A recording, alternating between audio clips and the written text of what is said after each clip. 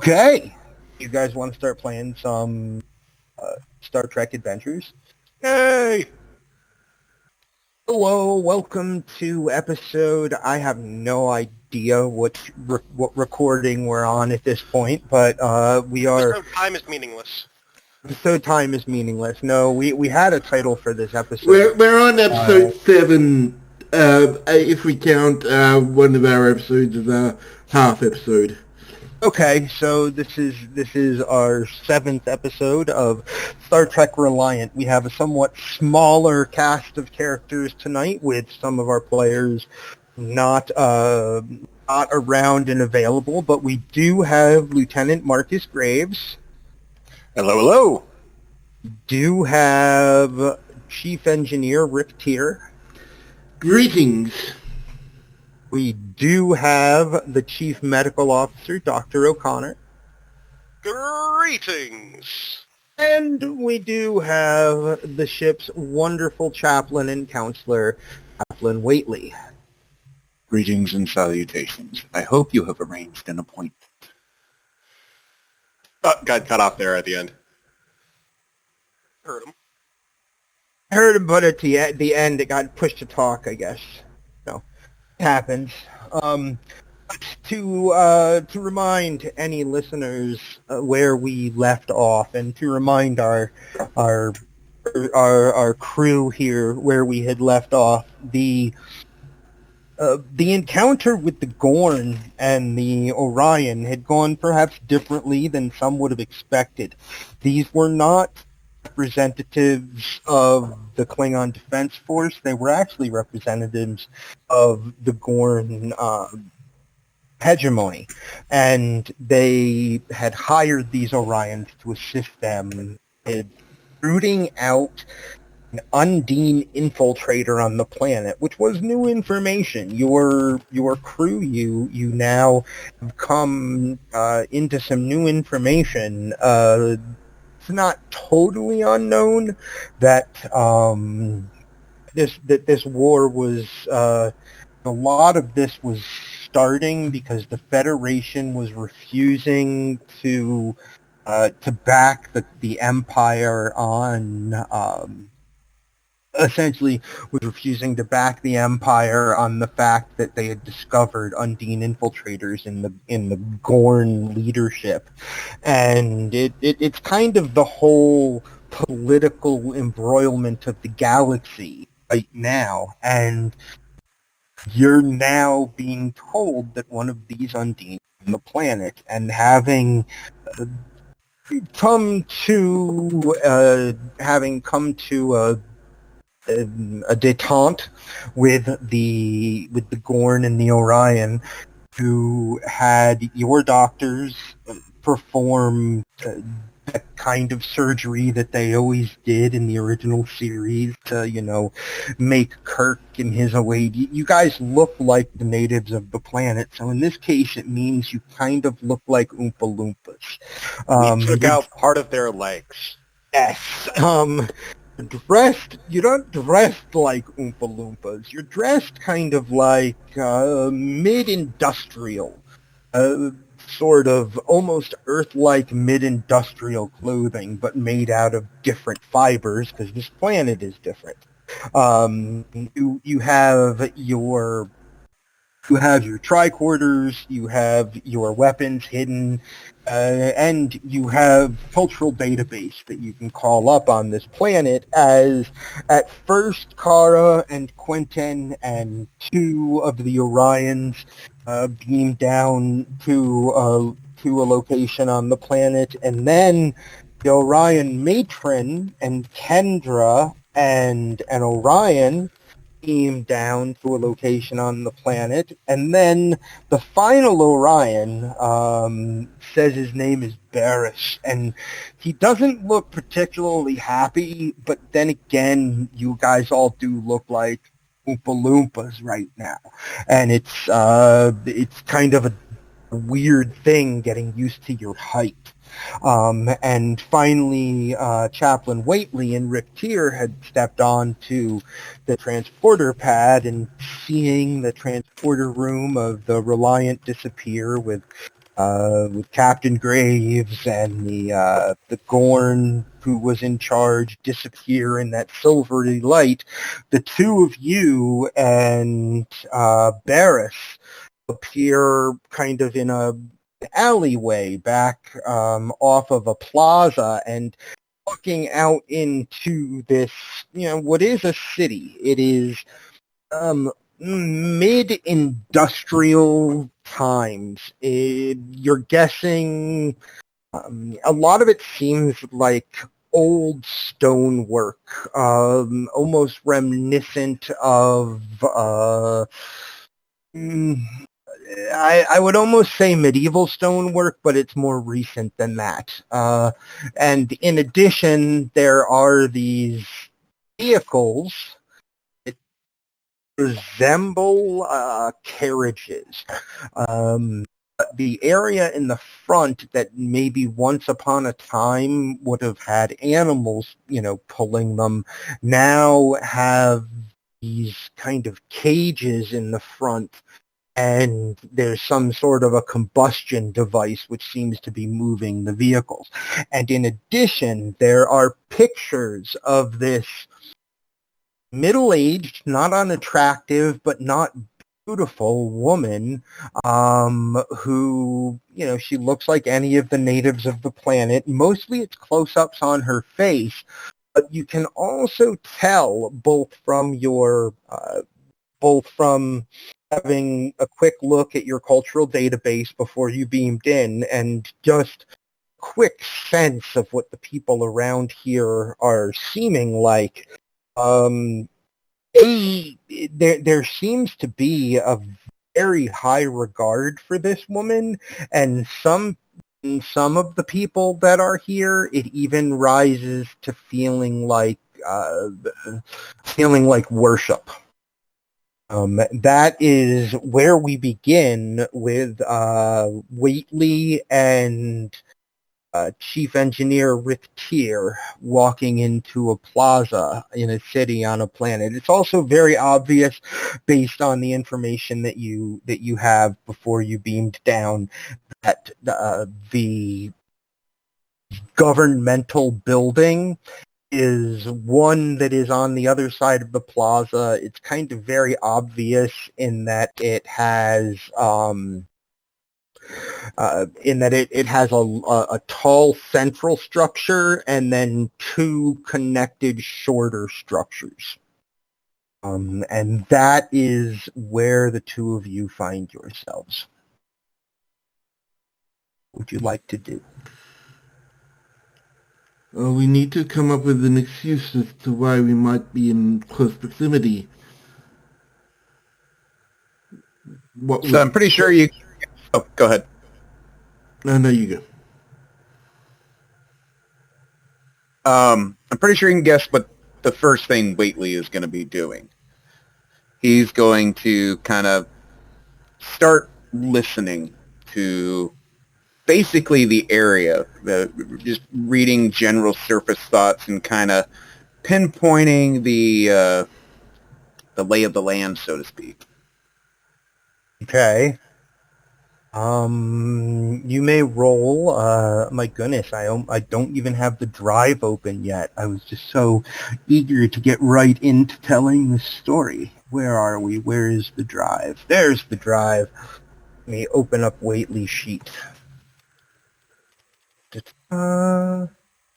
This is, and you're looking for surface thoughts of the surrounding area where you are in this plaza. Let's give you insight and command, which means you're aiming for a 15, and because you have psychology and religious studies, 4 is your critical number.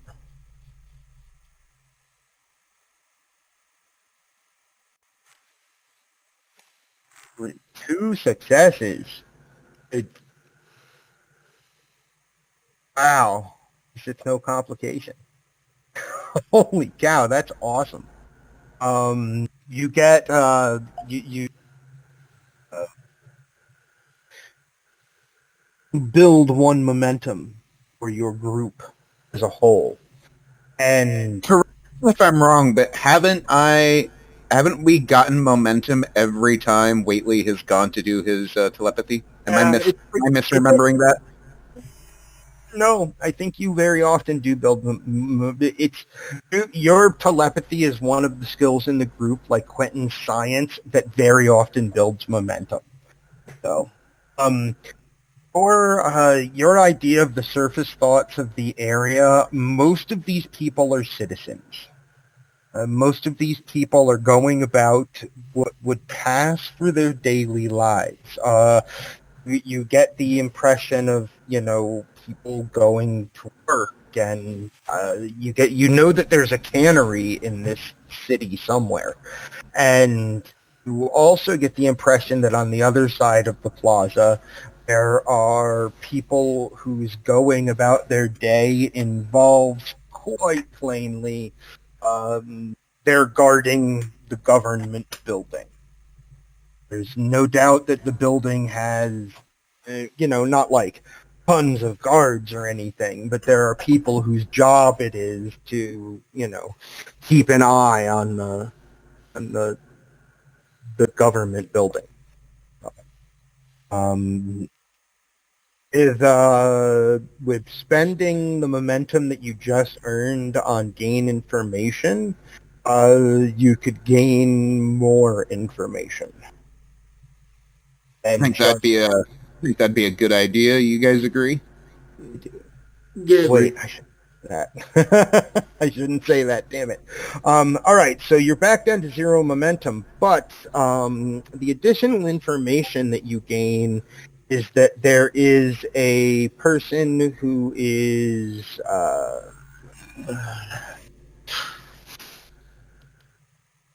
combination of bored, what are the right words? Combination of bored and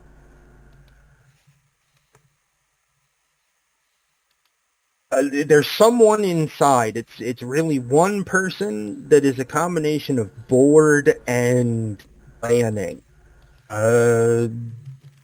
Getting the feeling that that's her.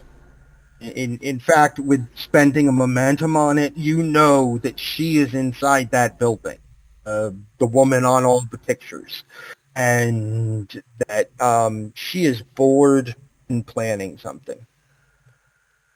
I'm going to focus my attention on her and try to get more. Okay, how do I turn what off? she's thinking. Sorry. How do I turn off Discord notifications? We went through use, this before. Settings. There we go. use the settings, notifications in the list. Notifications, and there's like a big list or something, right? Yeah. Yeah, so just turn all of those off. Because, I just heard a little bit of beeping in the background, and I'm not sure, it wasn't typing. It may have been me. It's very possible. Well, yeah, I saw it only when you were talking, so yeah. I just tried to put that in the download so it wouldn't interrupt the flow of this episode, so... But no, we need to fix that when it happens. So now we're talking about no. Well, now they're doing technical difficulties. We can also cut this out. We'll edit it and post. We have a post. We have a post. I guess. We can do posts, but that returns of, Notification settings, suppress everyone. All right, it looks like everything's off, so I don't know. Beeping, though. The notification settings are different to sounds, different to the sounds. So if you're in the notifications tab, scroll down a bit. There should be a sounds, text-to-speech notifications, push notification, timeout, sounds, and then there's a list of all these switches. I'm not seeing I remember the list with all the switches, and I'm not seeing it under notification settings. Are you in your user settings or in the server settings or whatever? I think I'm in. Where do I find user settings? I'm really sorry, guys. So the cog near where the mute deafen down to the bottom left of the corner. User settings. Okay. Notifications. There we go. There's the big list. And why are they all on? I turned these off. Sorry. See, listen to it all. I'm turning them all off. Ow. I don't know how they got turned on. Holy cow, that's loud. Sorry, guys. It's actually fine coming in through here. It's just like background noise, so it's just enough that it peeks into the microphone. Right. I think that should do it. Yay! Yay. All right. Nothing happened. We didn't edit. Nothing happened. There was no edit whatsoever. Yeah. So, Rick, what are you doing as Nord starts to, or as Whateley starts to use his Betazoid abilities to reach out toward the plaza around you? What are you doing? I will say that the Orion who's with you, Barris, he is sizing up the government building is what you think he's doing. Okay, I want to, first things first, I need to work out a way for us to have legitimate access to well, I mean, a reasonable excuse why would we be there anyway. Something that would be able to get us close inside using the cultural information that I know. So that's probably a reason command check, maybe? I think that would work for me. Reason command. Trick tier. There we go. Reason command is, oh dang. So you're at a 15 is your target number. I don't see any of your focuses applying.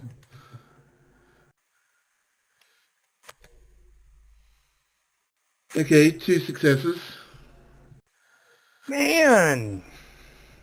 That builds a momentum once again, as you only need 1 success to find out that security outside of the building is no more than the kind of security that is outside of a courtroom. They're just going to want to, like, your guess is that their technology is they're going to be scanning for weapons. As you go through if you go through and into the building, that they are not, certainly not some huge security force, and the reason for that is, in addition to things such as there are courts in some of the lower levels of the building, but up at the top, near where you can see, there is a big window up at the top. The Grand Chancellor is her name, is her title. The Grand Chancellor receives visitors. She receives petitioners for 3 hours a day from the middle of from the half day hour till somewhere in, basically from like noon, like 12:30 to 3. She openly receives visitors. And it's easy enough to make an appointment to do that. All right, so we make up some sort of Can look at what other people are petitioning about.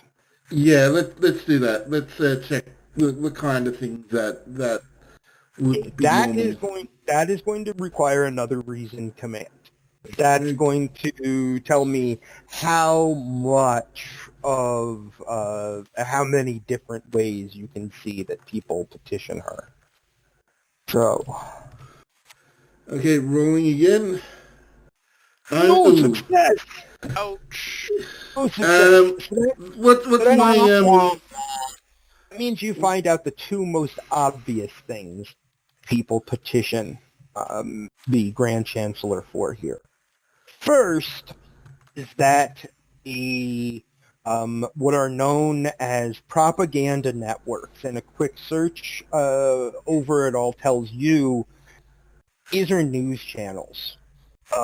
And pretty much every day, the propaganda networks, which is what they're officially called, are petitioning for lifting of sanctions that have been put in place since this particular woman came to power. There are a lot of references that you see inside to the false propaganda networks is what you see a lot of.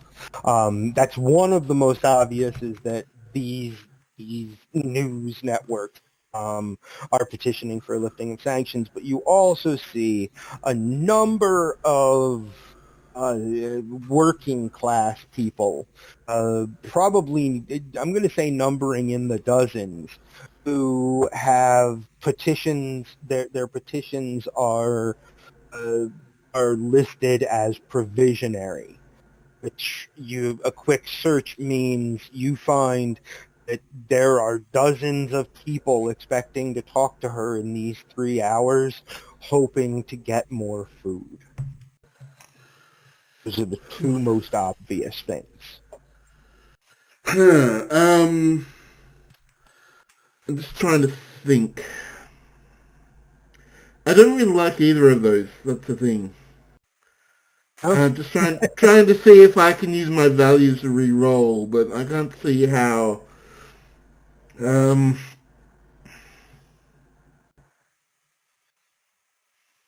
um, do I even have a determination? I think. Wait, new session brings a new determination, so I do have that. Yes, it does. You're gonna use your determination on it. Oof, or give you threat to re-roll. I'm glad to let you. I'm glad to let you. That will let you re-roll it. I'll just spend two. Give you two threat to re-roll. Okay, I will take that threat. Nice. I was hoping to have a little bit of extra threat. So re-roll. Good God, man, what have you done? I can't remember. I think it's only one dice I get to re-roll. Okay, roll one die. Dun dun dun dun. And Yes, I got two threats and no successes. Yes, you have the two most obvious, absolutely the two most obvious ways that people petition. In this, what you are seeing is a situation where the lowest class of society tend to do things like work in the cannery, clean the streets, and that kind, and very often, not awesome, very often, these jobs, from what you conceive as, come with health risks associated with them. In fact, if you wanted to send the information up to the ship, the doctor could probably, any medical officer looking at it would be able to tell you that, the lower class is going to be here more susceptible to disease. And Whateley, as you focus on her, she is, how to put it? First make a, what is the intuition like stat there, Baz? insight. Insight. Make an insight, and would you guys think psychology would go under medicine or command? Yeah, medicine. So you have psychology, so your target number is 15 and your crit range is 4. For focusing in on her, Mr. Whateley. There we go. One Uh-oh. success. It doesn't build any momentum, but that's okay. But we've also got a complication. Ooh. Now, remind me again what I can do with a complication. You could just sort of narratively introduce a hurdle or block, something that we have to overcome. You could just like give him sort of like a strain. It's sort of like whatever. Okay, I got it. So, Whateley, you can sense that she is preparing. There's a part of her that you can sense that she, how to put it? She is petty, I guess, is one way to put it. You're not sure. You would have to dig like real deep. You would have to like hop into her mind and dig deep, figure out what it is in her past that makes her dislike the lowest caste of society here as much as she seems to, because you pick up an almost I think sociopathic is the word. You pick up an almost sociopathic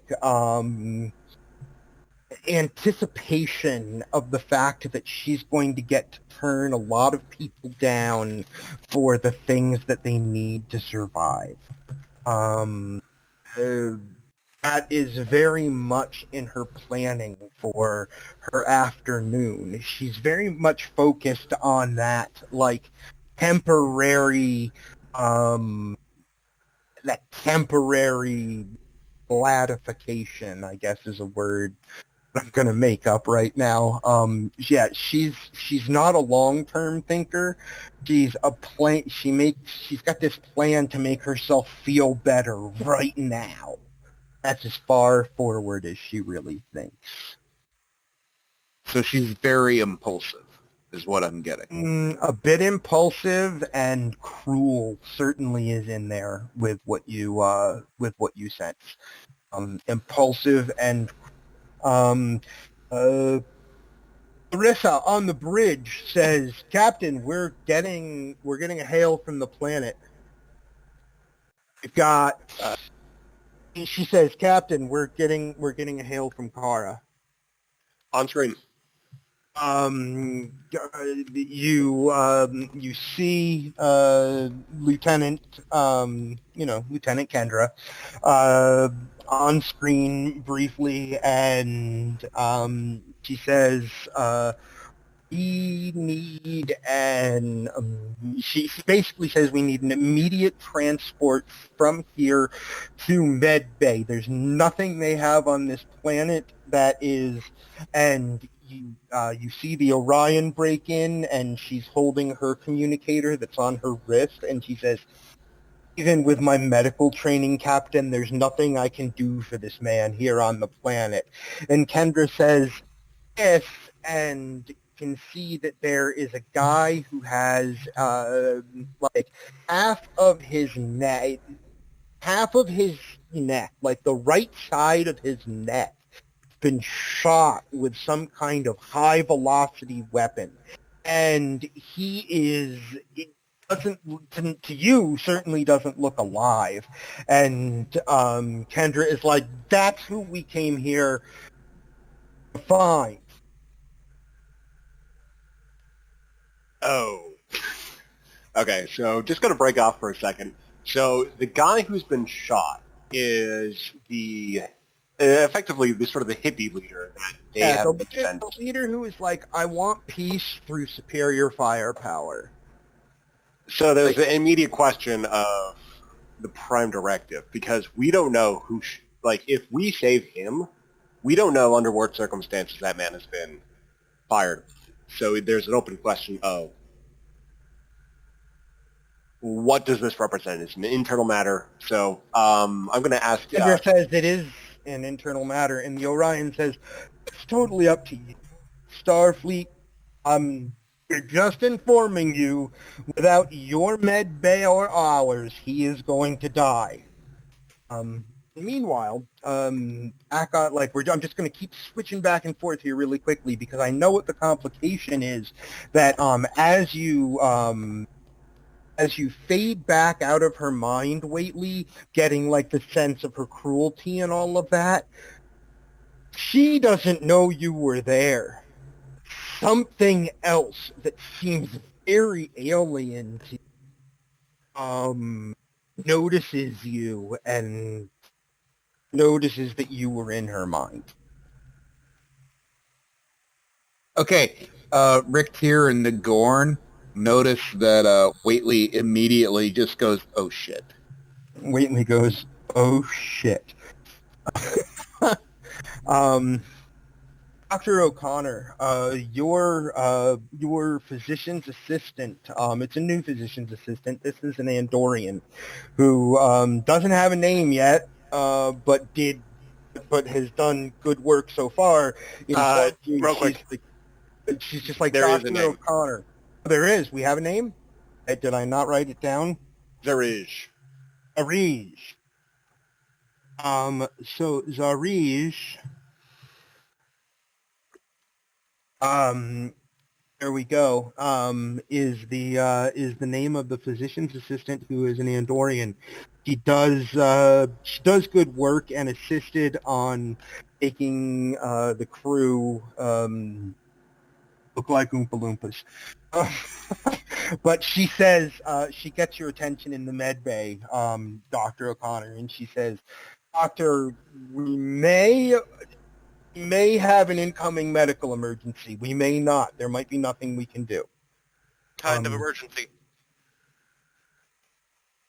She shows you, she basically swipes to the left on her console, and the picture of the potential medical emergency of the guy with the shot neck comes up on your screen. Holy, Holy! I'm not sure there's a lot I can do for that, but get tools just in case.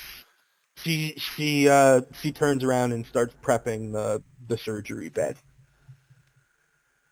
So Whateley says, "Oh shit." What do Rick and I will tell you, when he says, "Oh shit," Eris says, "What?" He has all of you have a small scale scanner to locally scan within about like 50 meters, like about a half a football field. Yards, about 50 yards, enough to scan for a local Undine. Gorn have given you what you need to scan. You're just not anywhere close to that building.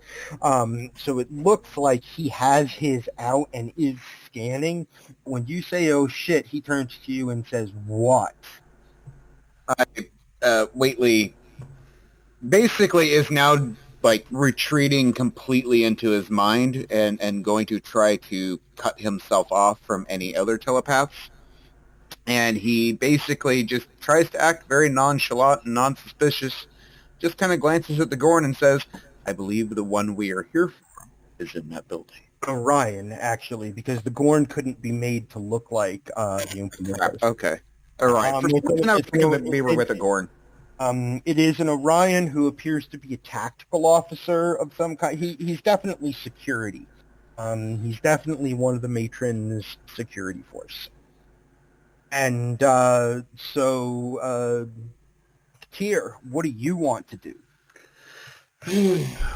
Well, that's if it we're found out that's going to be more difficult, which only means that our cover will have to be better than, well,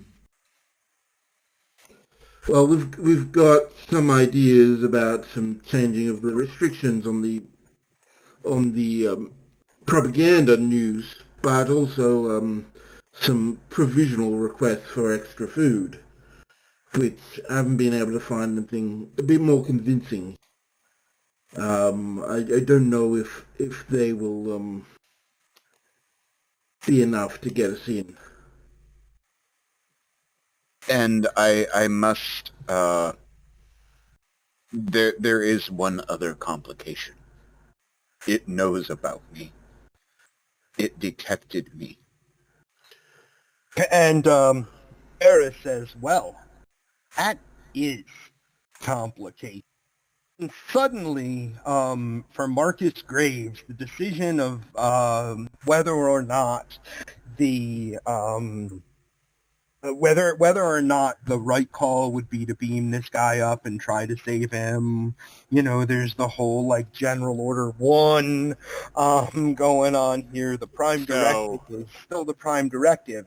And as you're thinking of that, Kendra and the Orion are both still on comms when a kind of a call it a warp in space, where space just kind of fluctuates for a moment, like looking at the sidewalk on the hottest day of the year, how those waves just rise off and distort the air. That happens in space, and it's not something decloaking as you see a ship warp into the system with you and begin immediately to move towards you. It is long, and it is would our ship wait, hold on. Would our ship immediately recognize it as Undine? Because that should be in our database. It is in your database. You do I was going to describe it, but yes, it is an Undine bioship that has just warped into the system, and to receive see rather Larissa coordinate hails that come in from all three of the other ships that are with you, the two Gorn ships and the Orion ship. She coordinates three incoming hails, and those ships begin to move into line with your own as this Undine bioship begins to bear down toward your positions. So they're on the con. So to sort of freeze here, they're on the con. We've got this situation going. So Graves is immediately just going to order Kendra on the planet that we have an Undine bioship approaching us right now. We're going to be taking we'll be taking tactical likely taking tactical maneuvers. We cannot in this situation interfere because we have no way of knowing whether or not that's a political situation down there on the planet. So use the situation to try to identify whether or not Undine are in the area. If this is an Undine attack, you will be able to identify the infiltrator nearby. If not, you need to stay out of the way. So try to minimize your involvement in that situation. Understood. And we'll take care of things up here. If you don't hear from us, then you will need to take any precaution necessary to stay undetected on the planet. Understood, Captain. And as your ship begins, as the dark-haired human who is sitting at the pilot's seat, you almost when you look over, there's almost a moment of it feeling weird, not because it's not Kara, but because Kara has the screen set up the way, like her station screen is set up the way that she works it, and you don't even realize that when you look in that direction, you're used to seeing the screen look that way, and this guy has a whole different screen set up. Essentially, his UI is very different. So in this situation, though, we've got the Undine bioship coming on us. We have the Gorn and the Orions moving to intercept. I need to put an immediate communication to the NASA that we have Undine in the system, and we need immediate assistance. Okay.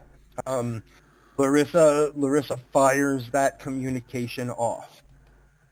On the planet of the people that we have here with us right now, Chaplain Whateley says we have an additional complication. It knows that I am here.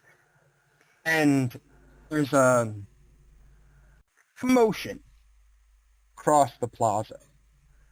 All of you can... there's probably something that's like a perception roll, right, Baz? We call it... Inside security, inside command, depending on... Let's call it insight security. So your target number is 11, Baz. And Whateley, your target number is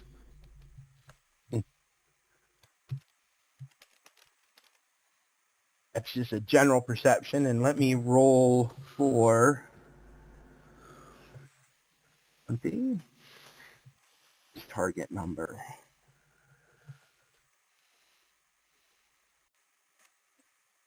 Ooh. Oh, right, I don't need... Yeah. I forget, I don't need... Wrong.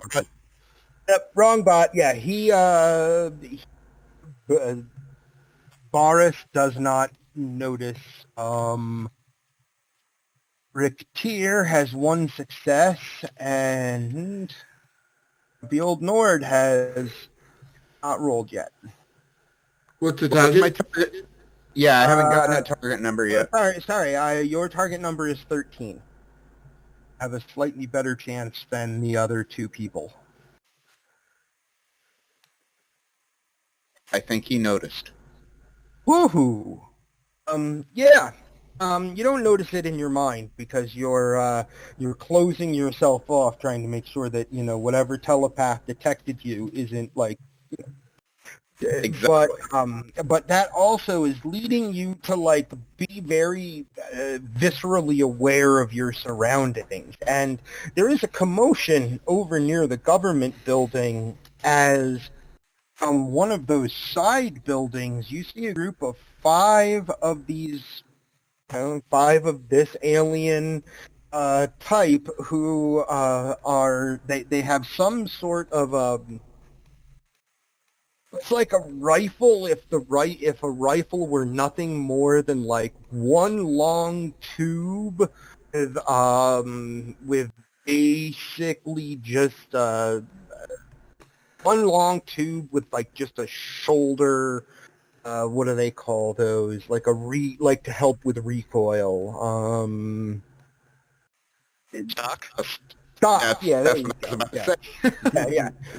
Basically, it looks like something like a long, thin tube that has a compensating stock on it, and there are five of these people, and the commotion is that the people that see them. The people that see them exit certainly take a lot of note that they exit. Almost like seeing now. Now the other thing about them is they're dressed in what looks to be a padded kind of armor, and they are all dressed the same. They're obviously some kind of police or security force. Their badges, such as they are located on their arms. It's their badges, such as they are. It's really just kind of like like an interlocking triangle, interlocking series of triangles that almost looks like the D20 actually that comes up when we make our rolls. And they are looking like they're about to head across the plaza in your direction. We should make out of here. If we've been spotted, then there's probably nowhere to look. I concur. It's time to move. Ferris says, "I'm with you," and he's going to follow you. As happens is that the three of you have to, as a group, now I'm trying to figure out how we do this. I had looked at the rules and not seen a way to do it, Baz. Basically, you as a group need to hide. Or not hide, or just like make yourself look inconspicuous among the people that are around in this area somehow. You have to not be seen by security. My question is, how do I do that as a group of three of you? Well, what we could do is do it as an extended task. Okay. And have each one of us roll to contribute to the task, and we do it within a certain number of rolls, then we succeed, and if we don't, well, then we're found. Okay, I like that. So we will do it as this is the extended hiding task for the two of you and the Orion known as Barris. The first roll then will be Barris, and The extended task will be you need to get, what are we going to call it? Let's call it 6. You need to get 6 successes within how many rolls? Is that what we're going to call it?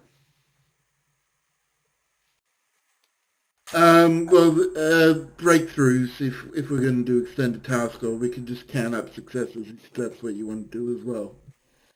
Okay, I don't want to make it that hard because I just kind of have, like, in my mind, I'm just seeing you guys, like, turning around and, I'm imagining Spock pulling that wool cap over his pointed ears and, like, not being obvious kind of thing. I don't want to make it too difficult, so... Okay, well, if we each make one roll, how many successes do you want from that? You each make one roll and see if you get 4 successes. All right. And this will be based upon what is like the hide check? Would you think? Control. Security generally. Actually, because this is a tense situation, it's daring security for everyone. Oof, that is not good for me. Nope. Rick here has a hard time playing it cool. His target number is 11, and Whateley's target number is 10. Oh, yeah!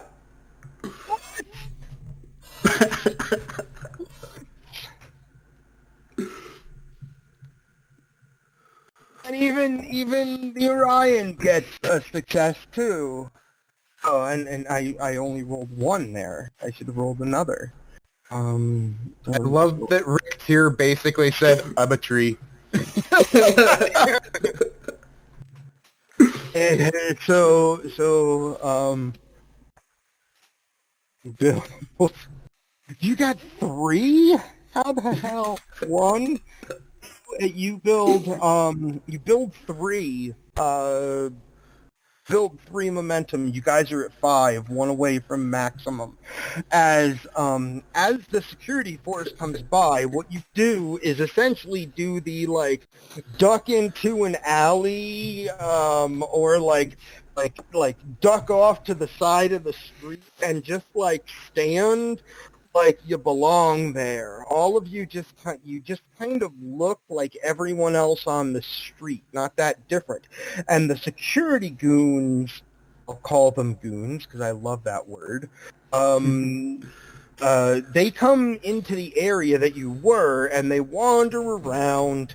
They even, a couple of them even question a couple of people, and one of them points off in a direction that is not where you guys are, and two of the security guys go off that way, while the other 3 continue to move within the plaza itself. But it would not be difficult for you now to not be seen and make your way to the building.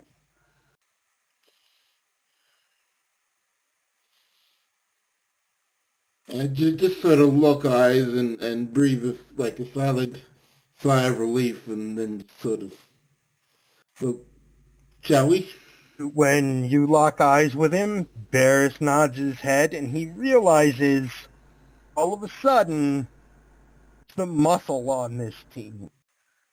And he takes point and starts moving to the government building. An Undine bioship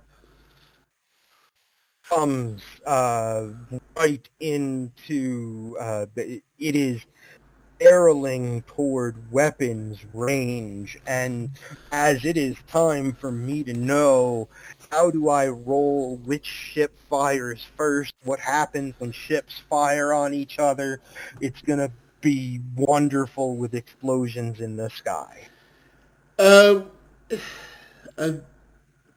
Generally, players go first, but it sort of alternates actions. The player, then the enemy, then the player, then another player, then a different enemy action. It's sort of I gotcha. staggered like that. Gotcha. I like that.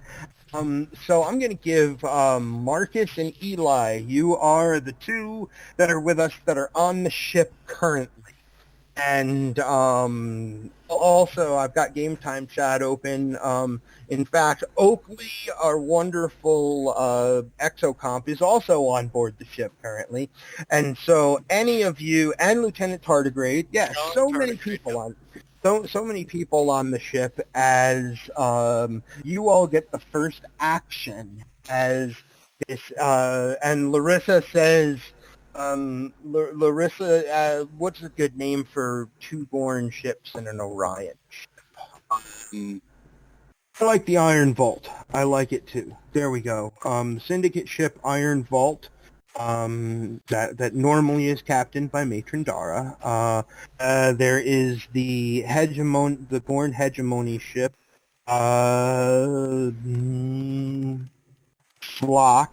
Salak, actually. Named after some ancient leader. Rishkar, I love it. What Larissa says is, with her action is she's at least making a report, and she says, Captain, we have Captain, the Iron Vault, Slock, and Rishkar are coming around. That bioship is coming into range now. Their weapons are hot.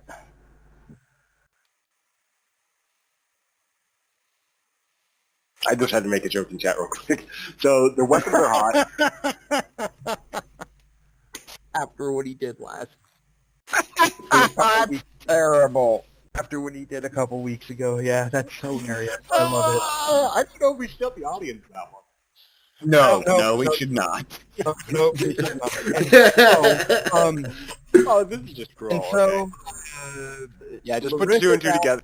Okay, so anyway, so they've got... The action is, hey, they're the people we thought might be enemies at first, no, they're coordinating with us. But they're ready to fire as you are. So, do we have any, tactical options for where we fire on the Undine ship? Do we have... Well, I mean, if their weapons are hot, you're saying we're going to make explosions. As a player, I'm going to be pretty sure that we're not going to be able to talk our way through it. Larissa says, you say, do we have tactical options? And Larissa says, Captain, we have so little on these ships in our databases, I'm not even sure our armaments are going to be able to punch through this thing. It's going to take forever to get through their shields. And at that, one of the enemies or NPCs goes, and the Rishkar, you see this, looks like a torpedo pops out the front of the ship by about 10, 12 kilometers. And then it forms into this kind of yellow force field in space in front of the two Gorn vessels. So you may still make an action. I just figured I'd go ahead and pop one of the NPCs. So they've got... Okay, so they're doing the Gorn shield dealy? Yep. Okay, so they got the Gorn shield. Okay, so I would say at this point, they're just charging at us with weapons. So... Mm-hmm. And we're probably not going to do much if we just shoot a phaser at them. But I would just say warning shot at this point just hit them on the nose, medium power, just to see how it reacts. Because we're not going to deal that much damage on it with just that shot, but it might be enough to break them into communication. So open a channel and then also shoot them. Okay, and Larissa says, all right. Also, I do need to, because I'm in the command, we do have a Borg in sickbay. So while I give that order, I want to also call down to Eli and ask, can we make nanite weaponry? Or can we load a torpedo with nanites? I'm a doctor, not a scientist. I don't know. Do I know? Actually, yeah. Make a roll to find out if you think that that's possible. Come on. Wait. Can anyone help? The ship can help. Okay. There is. I just down a little bit. So in this case, a reason science check. 14 is your number, and the ship will be throwing a die to help you as well. So it's regular 2 die, right? Yep. Okay, so Ship gives you 1 success. 2d20, and what did you say my thing was? 14 or 15. Let me look. 14. All right, just give me a second. Discord's I understand. being a bit wonky, and I was just gonna check my thing. Yeah, I got no focus. That would apply. It would to help. That. Yeah. Oh, I'm not supposed to do the... Yeah, it's been a while since we used the spot. I'm used to the other one that we have for the... I'm multiple online games at this point, and yeah, just trying to remember which bot we use. Success. So the dead Borg has remnants of nanites in it. It would be possible to put those into the equivalent of like a dispersion unit so that when a torpedo explodes, it sends nanites to infect everything around it. Would be possible. So, It's possible, but is it ethical? we're probably going to have to try destroying it with conventional weaponry. I'd rather have something that's more effective. I said that in character, by the way. Oh, I did too. I love that's an awesome exchange. It's possible, but is it ethical? And what happens that. if by... Okay, never mind. Let's just do it. I don't think Undine can be assimilated anyway. Probably not, and they might just be scared Holy enough. crap! That's Uh-oh, what do we do? warning shot. Sorry, I just rolled in game time chat for Larissa taking a warning shot, and that's some warning shot. Oh, God! Did you guys see that? Oh, okay, so we just got 2 crits. So mega Yeah. success. She has 4 successes, maxes out your maxes out your Momentum. and yeah, she delivers one hell of a warning shot.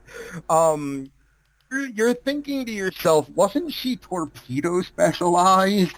When you see how she aims the phaser so that it really literally passes by the front of the oncoming bioship like a hair of a second before the nose of the bioship. She could have hit it really well, and she let it know that kind of deal. And that she's got extra successes. What can you do with extra successes, Baz? Well, you want to create an advantage? Maybe like there was some kind of unplanned effect. I will phaser.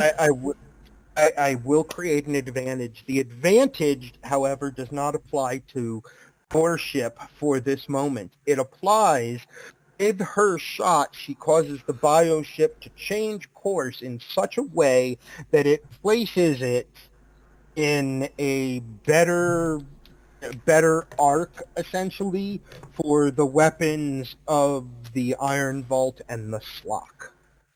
So both of those ships will have an easier time, will have 1 extra die in attempting to hit the bioship. There's one other thing that if I can do, I'd like to do. I'm okay with it. I want to give an order to Lieutenant Tardigrade. What do you tell him? So I'm going to tell him to go down to sick bay. Or actually, no, first I need to talk to him. So I first open a channel, so badge. Graves to Lieutenant Tardigrade. He answers right away. And I say, can you make a big jump over to the Undine ship carrying a torpedo? Is that something the lieutenant can do? Or the... Well, you could do the spore jump. It's true. But he needed coffee. Well, we might have to get him coffee, but I'm exploring the idea. Emergency power to the replicator. We need a lot of coffee. Eli already had his coffee on the desk, and it's just... Let's make a roll for tardigrade.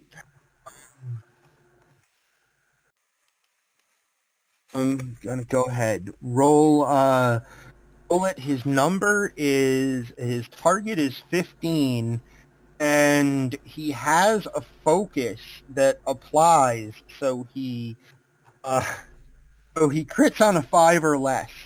Can he spend a determination? Yes, you could spend a determination to get an extra die. Wait, no. This is if he can do it. If he's doing it, I want to do the determination. Right, no, this is whether he knows that he can do it. It's just simply, can this be done? He'll have to answer, this will be his answer. 2 successes, yes, he can do this without any issue whatsoever. That ship is more than close enough for him to slip through the mycelial network and appear somewhere on board. And also get back, correct? And also get back. So I want him down in sickbay in case we need to have an improvised way of delivering the nanites. He really likes that. This is like that's like a really cool job. I bet you he really would like that. Also, I want him to have Oakley assist the doctor in the preparation of the nanites. Okay. The doctor in the sick bay, as you're like, is it, right after you're like, but is it ethical? And you've been preparing what might have to happen. Ensign Tardigrade and the Exocomp come into the sick bay, and it seems like Zarish already knows why they're there, as do you, by communication that came from the bridge. And so you guys took a warning shot. The Barris took a round to put up defenses for itself, and the other 2 ships, they also get to they get their attacks, and in this case, the first of those 2 ships, holy,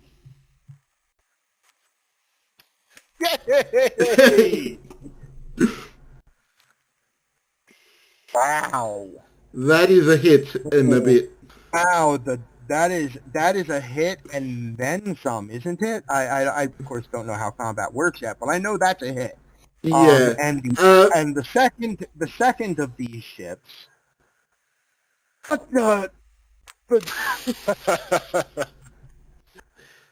Okay, so guys, now how does that work? They both hit it. Yeah. So, do you have the weapon stats for what they have? No.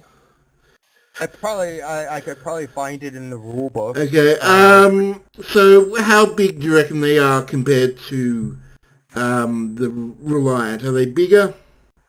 They're a little bit bigger. Yes, both. Okay, let's say scale 5. Okay. The Reliant's 4. Are the ships more designed for security or for like science, or like what kind of engineering? What kind of profiles do you reckon they'd have? Yeah.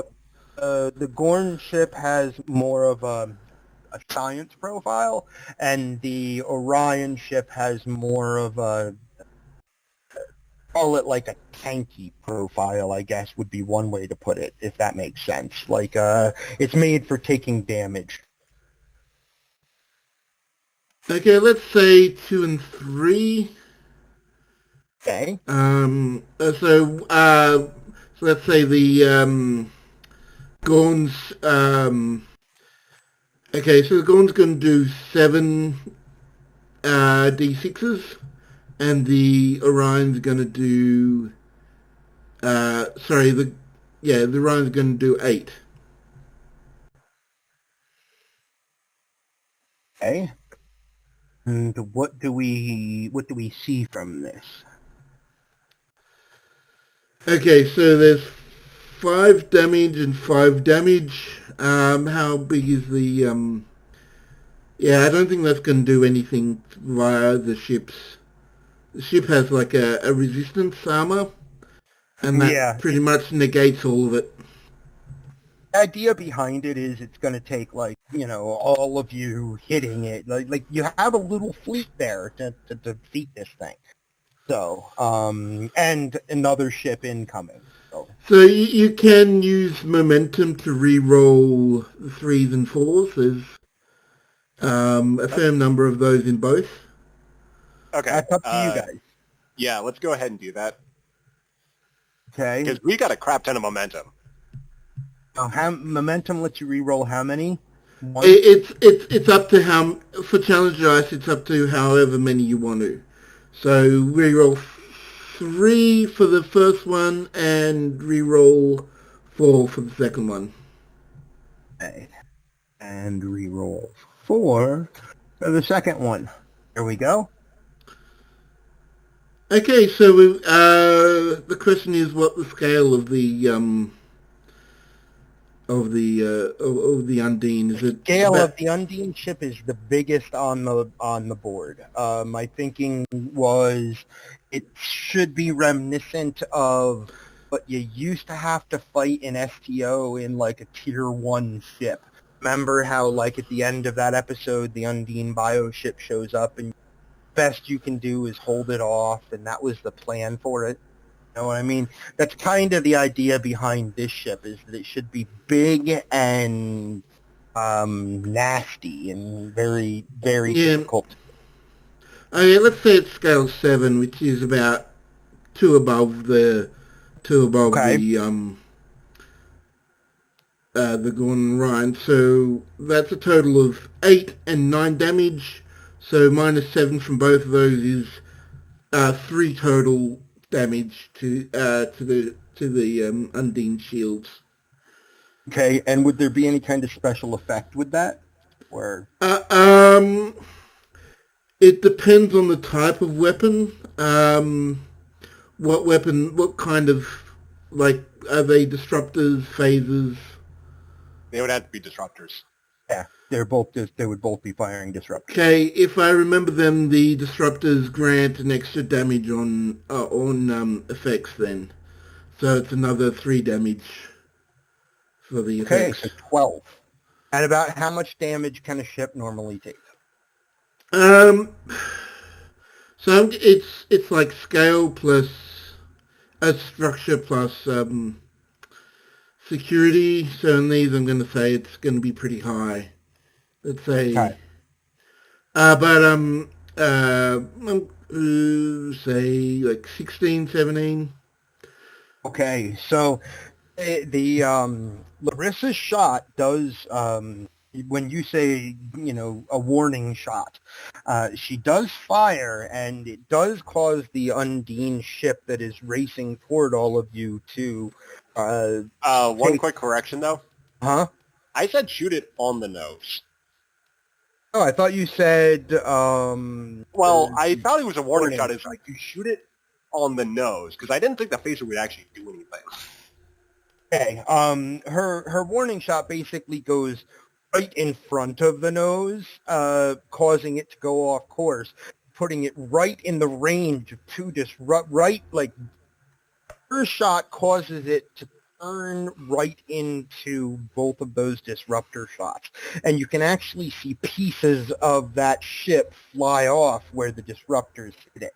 So she may not have hit it, but her shot did. Goodness, what great rolls for the NPCs here. But her shot did, in fact, cause it to take more damage, I think. Okie dokie. So we've got that going on. And on the planet, the three of you reach the government building, and there are some people who are they are scanning. There are some people heading in, and they're scanning walking through what is like a stand-up, like airport sort of scanner as you reach the area there, and the security guys, it's not really a big line, it's like 4 or 5 people long, and there are security guys there. Eris looks at the two of you like he's not in charge here, one of you is. That's the way he probably sees it. One of either Ricktier or Whateley is in charge of this situation. All right. Can I like do a little malfunctions charge thing? See if I can get it to not detect anything unusual from us. Absolutely.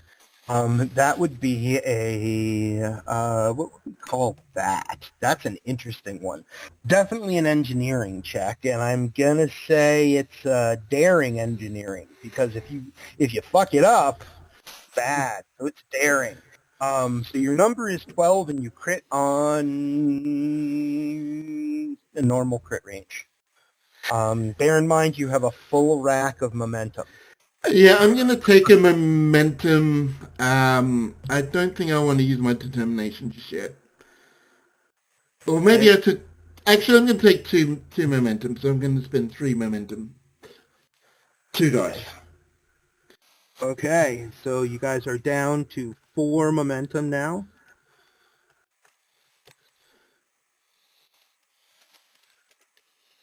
What was it, 11 you said?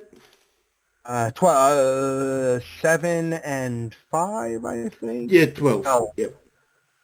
12 with a 5 with the normal crit range. So 2 successes.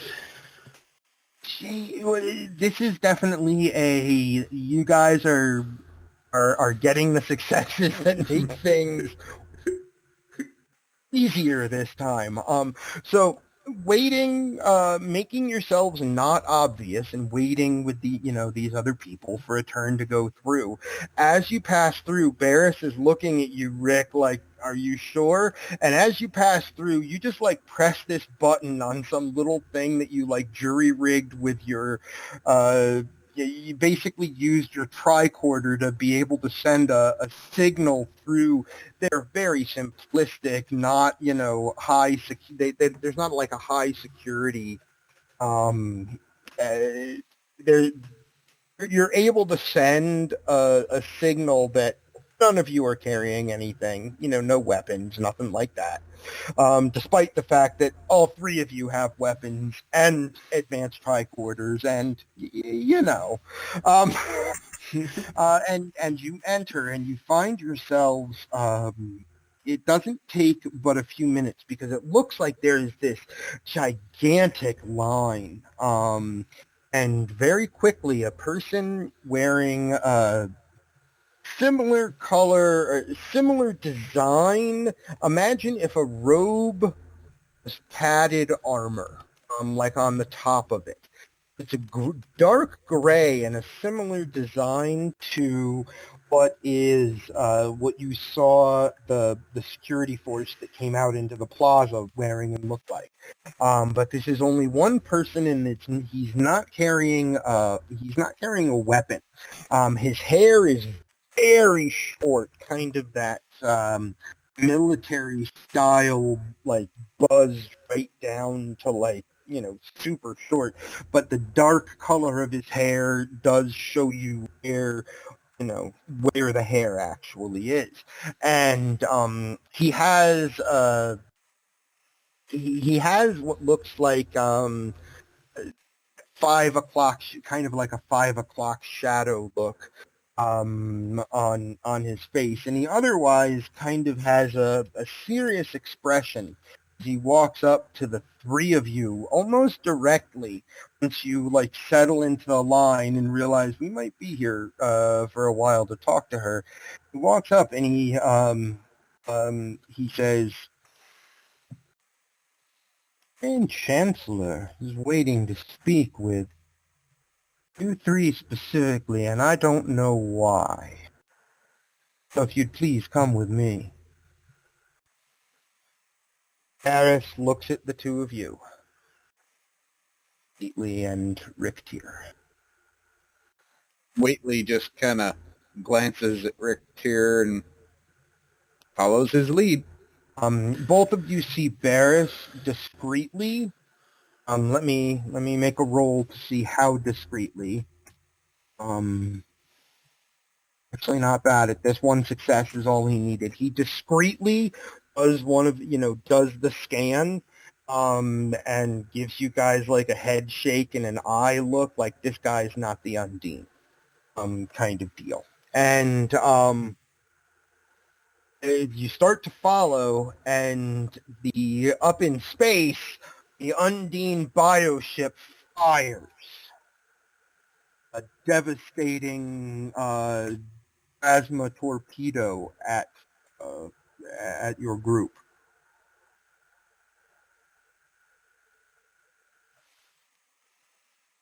Boom! 2 successes. What does that mean, Baz? We need to roll for the ship because there's 3 successes needed for the torpedo. Oh, I need to roll 1 for the ship, indeed. So D20 and ship. Yes, there you go. It hit something. It was firing at the iron vault, actually. The Reliant ship. How do I figure that out? How many dice do I roll to see what kind of damage? Well, it's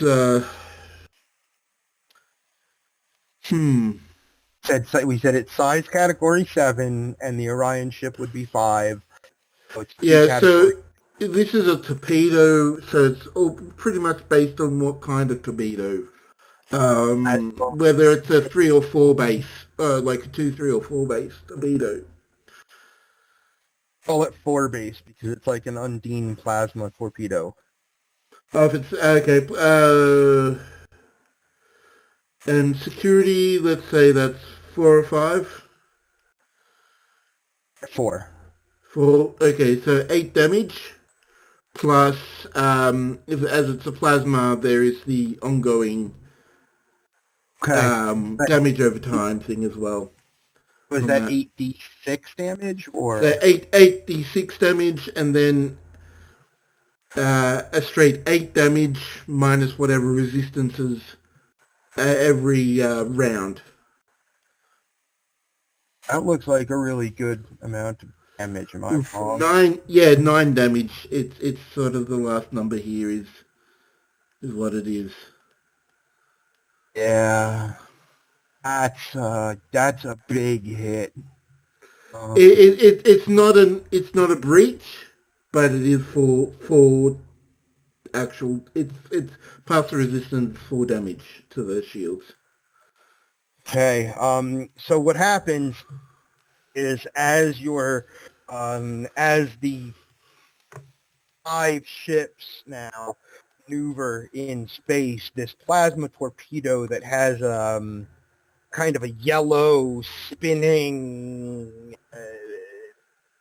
outline to it streaks through the air and hits the iron vault. Their ship shakes terribly in space, and you can see what looks like Larissa is the only one whose station would show it, but their shields very nearly buckle from that. And that was what the Undine did. All of the friendlies in space are done for the first round, so it comes back to, let's start with Marcus Graves telling everybody what he wants them to do for the next round. So what's the status of our work in sickbay? Work in sickbay is just beginning. The doctor and Oakley will need to make rolls this round. And Lieutenant Tardigrade is also down there, so I'll count him as a helper as well. And see Zerej too, also. We'll all get a chance to try and try to make it go quicker, essentially. Okay, so let's go ahead and do that. Okay, let's go ahead and make those rolls. Dr. O'Connor, you have a sickbay full of strange beings right now. There is an exocomp, there is a tardigrade, and there is your Andorian assistant who she's done a good job with all of the prep, and it's time to make a potential nanite dispersion device. Yes, we're gonna let Oakley roll. Ida, I see your in chat there your question, because Oakley, what you'll be doing is you'll be rolling a one dice, and if you get a success, it adds to the doctor's success. What's his target? Yeah. You're an exocomp. I'm going to say that your target is 11. Like right down the middle of, would have an 11 on anything you tried, until we figure out what he's specialized in. So no extra help from Oakley. That's okay. We get extra help from the ship. Oh, the ship doesn't provide a success either. So it's all you, Doc. Say, since I'm a pacifist and I'm here working on a weapon, does that mean I have, like, disadvantage or something? So, What disadvantage would be? do you have a value about pacifism? Yeah. Give me a second. I'm pretty sure I do. Oh, I should have put it in there, but you that's don't. how I was playing it. Ah, So if you have something like that as a value, then you can.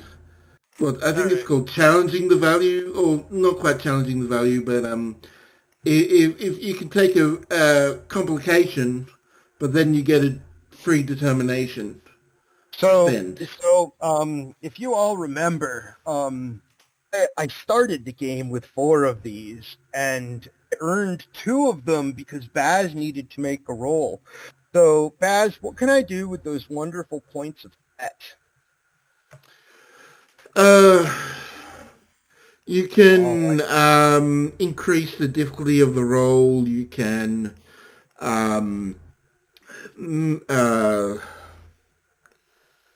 make it. I increase the complication range. You can increase the complication range. I'm trying to think of stuff that is. You could. Well, it could just generally create a complication, which could mean that it's sort of hard to deal with complications generally, even when I was doing So, them. with threat, here's what we're going to do. Doctor, in order to build this thing, you're going to need to make a reason science check, which is just as good as your reason medicine. So 14 is your target number. However, you, even though you don't have it on your sheet, you do kind of have a value of being a pacifist. So this is a little bit hard for you to complete. So I'm going to call that, and since you don't have the value, I'm just going to apply threat, because you are a pacifist and you're making a weapon, and that threat is changing, or what that threat will do is to change your target number, making it 13 instead of 14, and I'm going to spend another point of threat. If I can I spend 2 points of threat, Baz? Yeah, you can spend however many you want. And I'm going to spend another point of threat to increase the complication range. real quick. So Lieutenant Tardigrade's also there. You can I'm make just a roll. wondering. Okay, and he's got a okay. So security operations is focus probably wouldn't help him out here. Probably not. Okay, so roll. 7 and 2. His target is 9. 1 dice for assist. The target 9. Yep. So it's all up to the doctor. The target number of 13 and a complication range of 19 to 20. Okay, so how would I type that out? So 2d20, 13, 1, 19. All right, let's see if that works. Oh, Sweet, no complications. That's the only thing I was making that. It's still a good use of threat, but you get the success that you need to create a dispersion device for what Borg nanites are left in here, and you realize that um, you can limit the destructive effect of the device so long as basically if you spend momentum for more information, you could figure out something to do with this that would make it maybe easier on pacifist brain. You want to spend the momentum. How many do we have? 4 left. I'd say go for it. okay. I can also make more.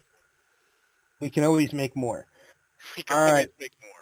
All right. With that point of momentum spent, what you can do is by filtering the nanites in a specific way and keeping, being like, these are the ones I'm going to keep, these are the ones that we can't use, you are able to keep the assimilation that will happen to a very localized area. Won't expand past a certain point because you can pull out the nanites that kind of that kind of start with that expansion built in. Like, so if you pull those out, mainly what you have is an initial dispersion and then an assimilation of what's initially in the area. So Doctor makes good progress and manages to create a somewhat nicer nanite bomb. And our heroes on the planet are escorted into an elevator with this guy. Oh, hey, I'm glad you're back. Sorry about the brownout, bro. Chaplain Whateley is back with us. He's just Not in talking channel yet. in general chat. I'm just letting people know that he, like me, he must be experiencing a storm and he had a quick brownout. So we are going to take our quick 5-10 minute break with up in the sky. A battle has begun to rage between 2 Gorn ships, an Orion ship that just took a hit, Reliant, and an Undine bioship, with very, very quickly about to be joined by a Defiant-class vessel, the USS Basilope. The on the planet, our heroes, we do not know quite what is happening to Quentin and Kara and Kendra and the Orion matron, but we do know what is happening to Whateley, Richter, and poor Mr. Barris. We know that you are escorted into an elevator with the man in what appears to be a cloaked version of that padded dark gray armor, and there's no sound. It's one of the like, even the turbo lift on board Reliant and on board modern Starfleet vessels, there is a quiet hum behind everything. And once you enter into this metal and very keenly colored kind of gray and white elevator, there is just simply no sound, only the sensation briefly of it beginning to move upwards. And at that point in time, go ahead and take our quick 5 or 10 minute break.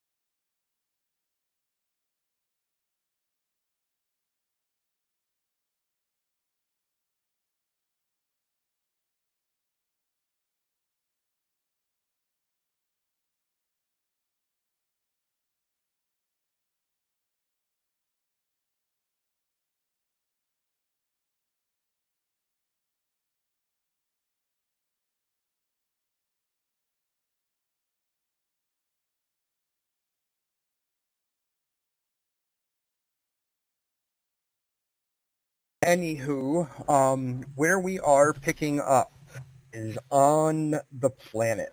We just come back from commercial break on the planet in the elevator, the very quiet elevator, containing who we recognize as the Orion Barris, Rick Tier, and Whateley. However, they are looking like their little orange selves, and there is the length of an elevator ride, which is less than a minute, but in complete silence. It seems to take forever, and it almost would look that way too. It would just seem to take forever, and the doors the doors would then slide open to present you with kind of extravagance that comes from lifetime of worth and by worth I mean a lifetime of whatever passes as monetary worth, and the privilege of being able to use everything in the room that the elevator doors open to just looks ostentatious. Huge columns that serve absolutely no purpose other than looking like pretty carved stone, and a chair that kind of could double as a throne. It is up on a risen part of the floor, and you can see that around this room you can see that all around this room there are sets of 2 guards, making for 6 of them in total. 2 right near the door that you walk in through, and these guards look exactly like the security forces that were outside. They bear the same badge symbol on their right arm. They have the exact same kind of simple-looking gun that you've not seen fired yet.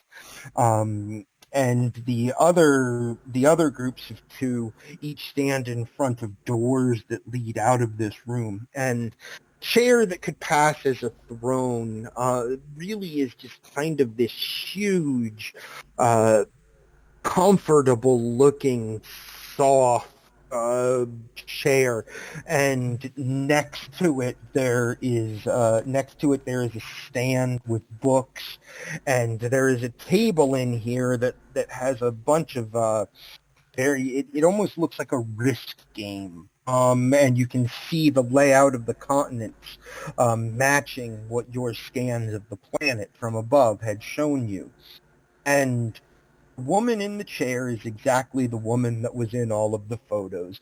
Middle-aged, the lines of worry, perhaps some stress from from being in charge or what have you. The whole leadership ages you argument that looks like what may have happened to her. Her hair is kind of a dark brown with streaks of white that run through it, and it is kept short. And as soon as this person who escorted you into the room walks into the room with you, she stands up from her chair, picking up a glass that has some sort of pale amber liquid in it, and she takes a couple of steps forward. She has a dress that looks like a party dress on. The kind of thing that you would imagine the party dress, I think, kind of can really do as an explanation. It is there are parts of it that are floofy. It is mostly gray in color with a little bit of blue, causing that visual thing that happens when you see orange and blue. They're opposites on the color. So, they're opposites on the color wheel. So like the edges of her dress really stand out, and it makes her whole image kind of pop as she takes a few steps forward and she says, "A little friend of mine told me that you three are not who you look like. Is that true?"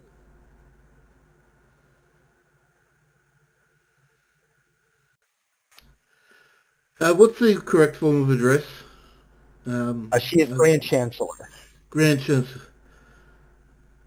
I don't know what to say, Grand Chancellor.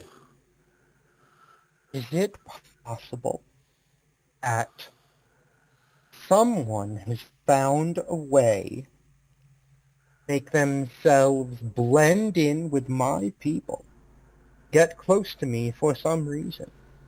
See all of the guards in the room shift just a little bit, as if they are... you can't really tell. Barris probably knows a little bit, but the guards in the room all shift, and she says, "So, is it possible that for some reason you've made your way to see me? And I don't know why.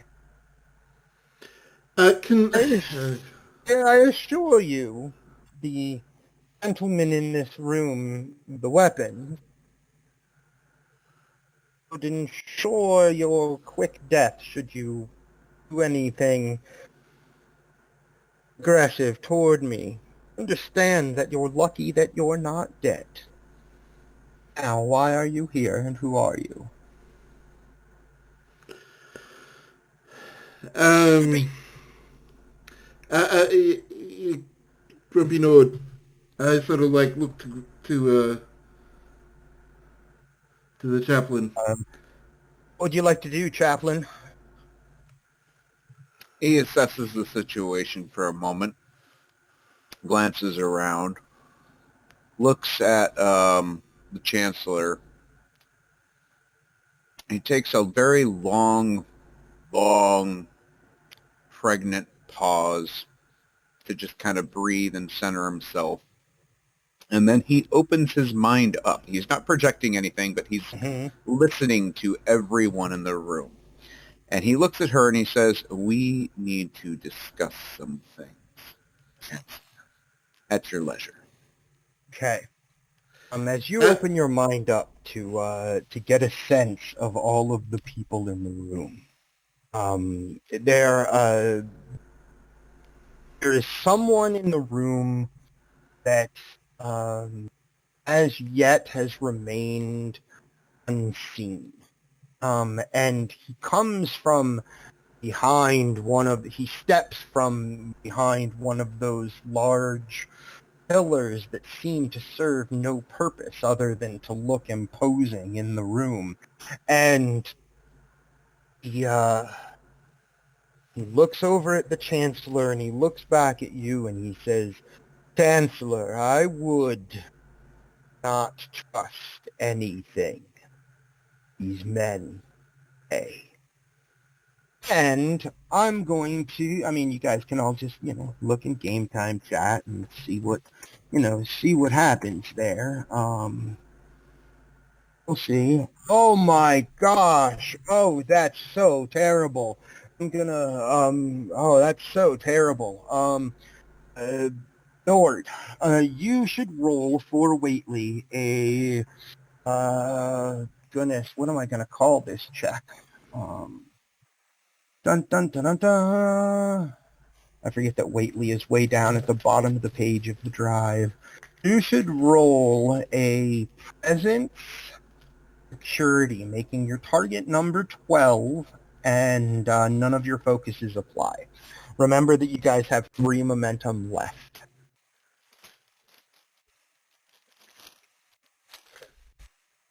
What the? Boosh. The... Oh, that sucks. For whom exactly? for both of you. He, in addition to saying, Grand Chancellor, you should listen to nothing these men say. Your mind would just opened it up to mind, and as soon as you realize there's somebody else in the room, he revealed himself and stepped out, and you are 100% sure. And Rick Tier, you can see Barris's scanner device indicate, oh look, Undine, as this guy steps out. Like the scanner that you provided is saying this is the Undine. And in your mind, Nord, just as she has said, who are you and why are you here? And he says, you should trust nothing these people say, Grand Chancellor. All of a sudden, Whateley seems incapacitated, as in your mind, everything is overwhelmed, Whateley, by four words sound so loud when they sound in your mind and kind of cut you off from the reality that's happening around you, as you just see this horrible, imagine like telepathic flashes of like just an Undine face like suddenly appearing in front of you, and the words, the weak shall perish, echoing through your mind. Meanwhile, up in space, what do you do, Marcus? It sounds like it sounds like down in sickbay they're doing really well. So we can now get on with the shooty. We can now get on with the shooty. Graves does not use that term, by the way. I know. I would imagine not. So I have to make a choice between firing a phaser or doing a torpedo, so I can't chain up actions. Baz, is it possible to chain actions together? So you can spend a determination or spend 2 momentum to do a second action. If you use the momentum, it's going to be extra difficulty. Let's see. I mean, I've got the determination, but we might need it. Yeah, I don't know. So does the member of your crew who will be taking the shot. Oh, so I can have Marissa could use her determination to get a second action. Okay, right. So let's fire a phaser and a torpedo. She fires a phaser. 2 successes. Larissa fires a torpedo. And roll weapon security for both of those, just in case. Yeah, so it should have been 3. I just put in the wrong crit range on the second one, so doesn't matter. It's still 1 success. 3 successes total, so they both would hit, which means we're looking at a ship size category 4 shooting a ship size category 7. 2 successes and then 1 success. What does that mean, Baz? Okay, we need ship rolls for both of those. Correct. You need an extra d20 from the ship. That's 1. That means the phasers have 3 successes, and torpedo has 2. Yeah, the torpedo doesn't hit, but the phasers do. Okay. And how much damage do phasers do against a ship 3 size categories bigger? Okay, so it's based on the scale of the ship that's firing, not the scale of the ship that's being attacked. Okay. The scale of the ship is helps with the resistance of the ship. Can we re-roll one of those dice? Yes. If you guys want to spend the momentum. Yeah, let's go ahead and do that. Okay. And the momentum and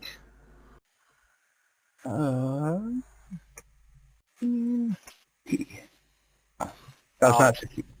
So no big. You guys still have. You guys still have the phasers hitting. Doing. Is it 4d6 Baz? Because that's the size of your ship. So it's 4 plus whatever the security is. I think it's 2 or 3 for the Reliant. We're gonna go 6d6. Numeric result 6. 1 4 and 1 3 that could be re-rolled, right? Yeah. So at the moment we're not doing any damage at the moment. Right. So that's really kind of what happens is not doing any damage as your phasers bounce from the superior the slightly, it's not necessarily a superior ship. It's just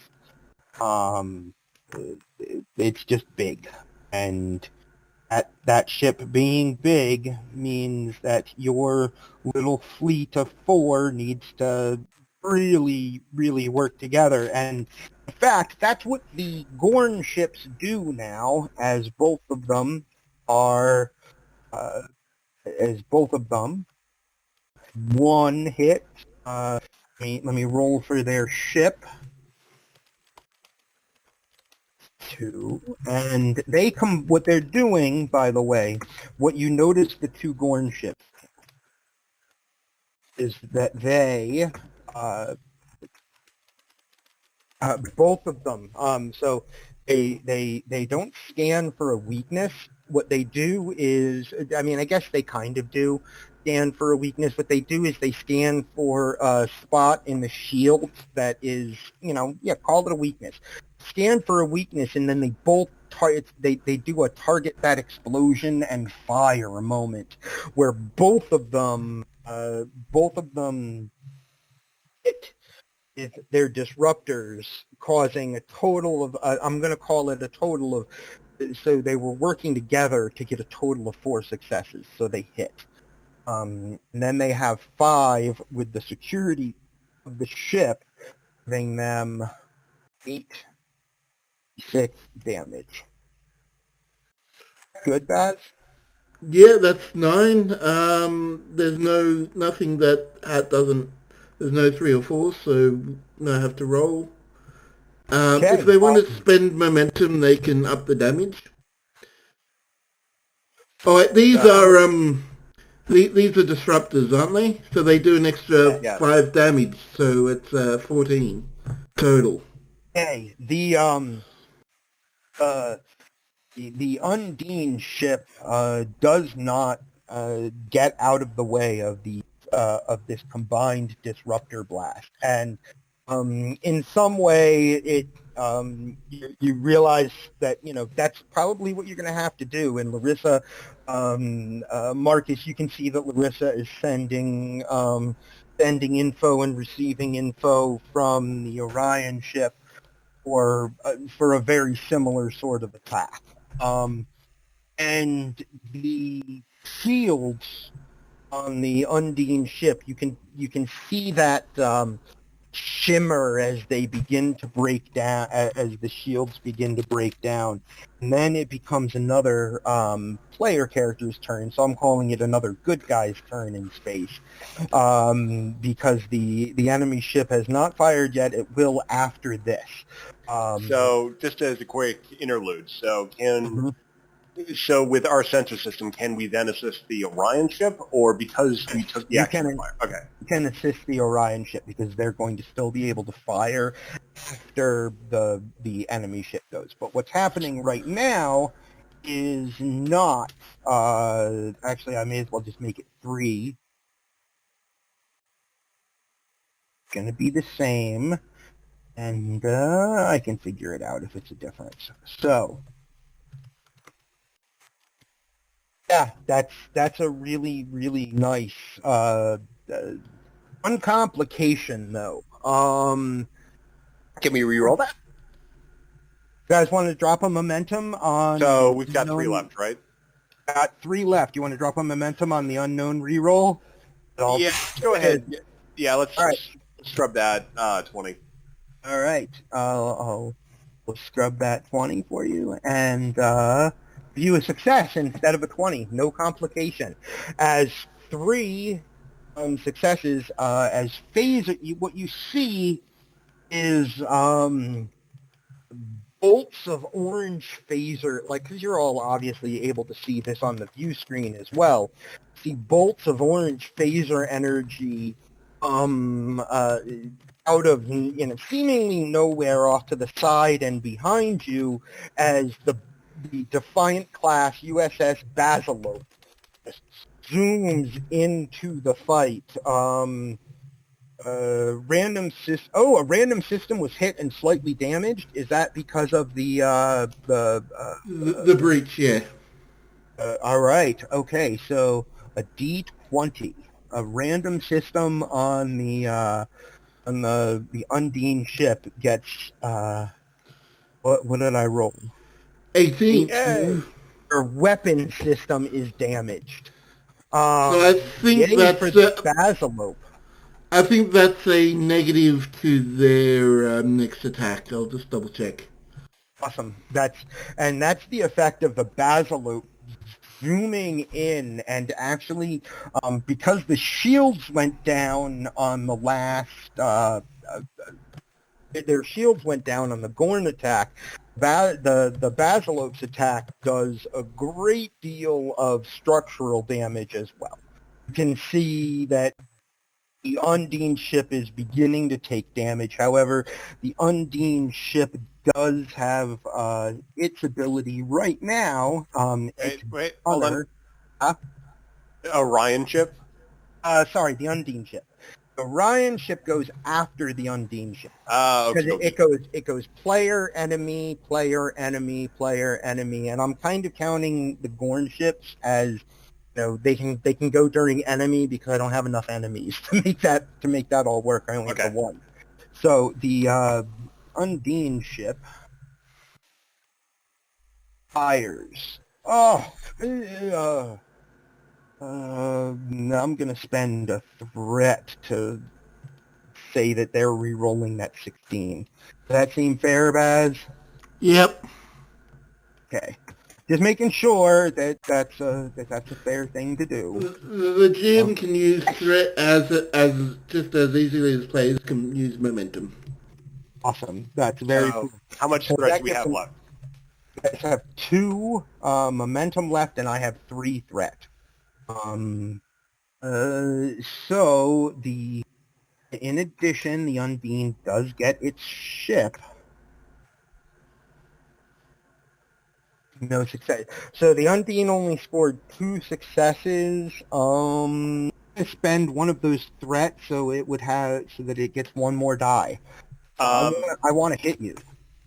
Well, hold on. Rick here, look to what happened because his weapons are down. Right, they get a negative. Let's see. It disrupts these functions until performs a restore minor action. Cannot take any attacks. Oh God! Fuck. But only it can do a minor action to restore it. So it basically just means you can't aim. Round. What it has to do this round. And someone go ahead and roll 1 dice for the Reliant assisting the Reliant is now having the chance to assist our Orion friends. You got a success. They got a success. Do you guys want to use 1 momentum for them to re-roll that 14? Let's go ahead and do it. Okay. I figured you might because we're fast approaching some moments. 15. Oh, shoot. And then 3. That is 3 successes. The Orions are capable of hitting Undine ship with shields down after the Basilope has torn its structure and weapons apart. Oh, they did really poorly, though. So bad. And we can't re-roll that? You can re-roll the 3s, but that would be your last point of momentum. Let's do that, because I know what one of my abilities are. Okay. 3d20. No, 3d6. Reroll them. There's 3 more. That's 7 damage. The Plus Baz, disruptor. plus disruptor. So what is that? Their ship is now heavily damaged. I'm gonna roll. How do we know when a system has been hit and gets disabled? So when it depends on the scale of the ship. It's half. It's half the scale of the ship rounded up.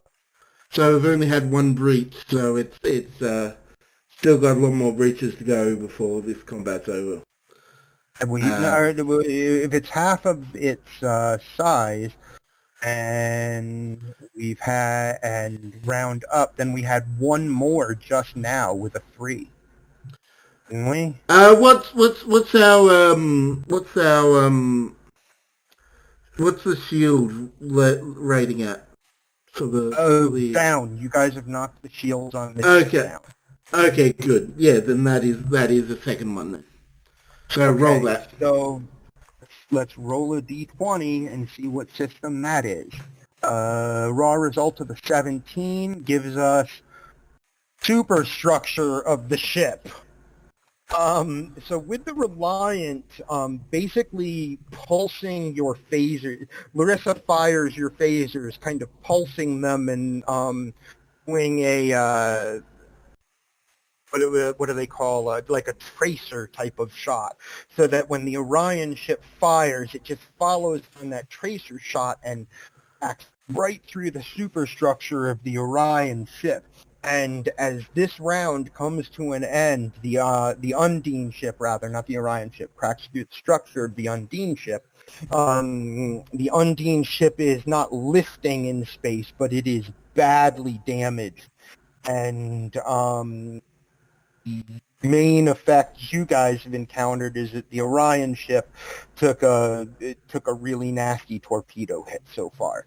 But down on the planet, Rick, you and Barris see Whateley kind of fall into that telepathic trance that that only kind of briefly seen, and it's obvious that someone just, or maybe obvious, maybe not, someone did just make contact with him, and you're left with the two of you, and the advisor there just said, "My liege," or said, "Grand Chancellor, I would listen nothing that these men have to say." And Barris's, as I said, Barris's scanner went off. What do you do, Rectier? Well, I'll give a chance of diplomacy.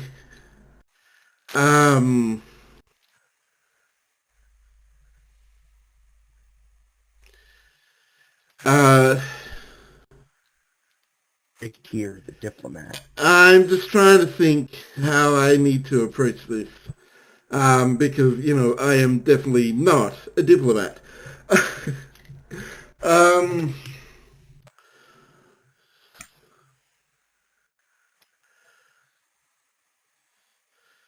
Look, Grand Chancellor, we actually, we have come to see that perhaps your advisor here may actually be the one that is not who he says he is. Whoa, you just come right out and I'm just going to say it right out and say it. That is awesome. And just so you know, you just made a great impression on Barris. He really is like, holy shit, I didn't expect that, but he is totally behind you on what you just said. That's the, Barris being the Orion that is there with you guys at the moment. And inside your mind, Whateley, you just heard, "We shall perish." And this creature is trying to force its way into your thoughts and into your mind. What do you want to do? So obviously Whateley is overwhelmed by this and probably takes him a good minute to really recoil and recover. But when What he's feels able, like a minute is a couple of seconds. It's one of those where it feels like forever, but it's happening so fast because this whole thing is happening to you at the speed of thought. yeah. So as soon as Whateley is able to collect his thoughts, and I'm guessing he kind of staggers a little bit, there's some sort of physical, like, reeling when this all happens. Okay. He is going to look at the guy, quote-unquote guy, and basically everything he has learned about what he can do telepathically, he is going to unleash the worst nightmare he can think of on the guy. And as Telepathic soon as he, attack of some kind. yep, exactly. And as soon as he gets a hint of any kind of reaction, he has something he's going to say. What am I rolling? Control security. Does that sound right, Baz? Or in this case, I think it's presence and security. Does that sound right? Presence security, presence command, because it is a mental fight I'm rather going to go than an presence actual. command. So your target number is 14. None of your focuses apply. Have one momentum point left, you wonderful, crazy people. Make more. Damn it. One success is all you needed. Nothing else, I am about like cool moments of story. And I thought of this for since the last time when we decided who was going where. I was like, how are they going to reveal, this this creature? How are they going to find and reveal the Undine? And as you just in your mind heard the weeds perish, and you know that that the advisor who just stepped out from behind, you know that he is one of one of the species 8472 that Voyager reported on originally. And so you throw back with everything that you, like, your mentors on Beta Z taught you, how to control your telepathy and how to use this extra power that you have, and how to reach out with it, and how to, like you did the Orions. You made, like, you did the Orions in that in that one episode where you made them piss themselves. In this case, you throw all of that mental energy back at this advisor, and the result of him having to the result of the advisor having to defend against your, like, mental attack, as it were, because your attack does not cripple it by any means, does not, but instead what it does do is it forces him to lose his concentration on the form that he has inhabited. And you're like, your advisor may be the one who is, and at that point, Kira's like, your advisor may be the one who is the intruder here. And at that point, Eris, Rick, you're just like, oh god damn it, you're kind of like, he does something that you probably shouldn't do when you're trying to keep your status as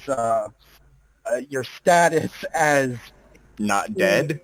being aliens away from people.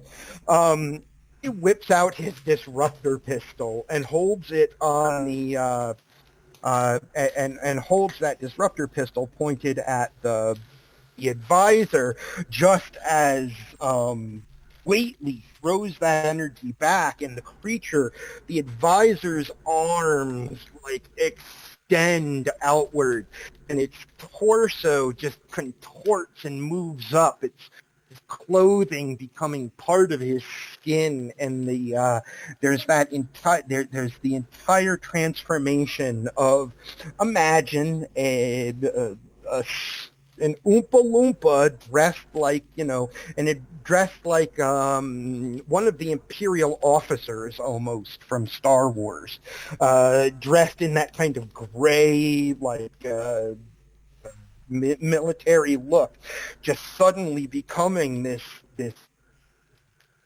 Undine. This is also the first time either of you have certainly ever seen this species. And as soon as he does, not only so the Grand Chancellor's face shows absolute shock, and she had no idea. Anyone looking at her, unless she's a really good actor, can tell she had no idea. And now there is an alien in her throne room. All 6 of her guards open up on it with their weapons, and you get to see what they are like when they're fired. They are obviously some sort of a kinetic weapon, and they fire very large projectiles. They are not a super fast firing weapon, but some of them get to one. Let me roll a d6 and let me see. I said there are 6 guards in there. 3 of them manage to get off 2 shots, and one of the shots that takes the Undine down is a disruptor blast from Barris. And there's a moment that the Undine falls down to the ground, and all of the guards in the room still have their weapons at the ready, like, what? Because now there's a dead Undine laying there, and you can see, like, the blood and the... I don't know what Undine really would look like when he fall down and die.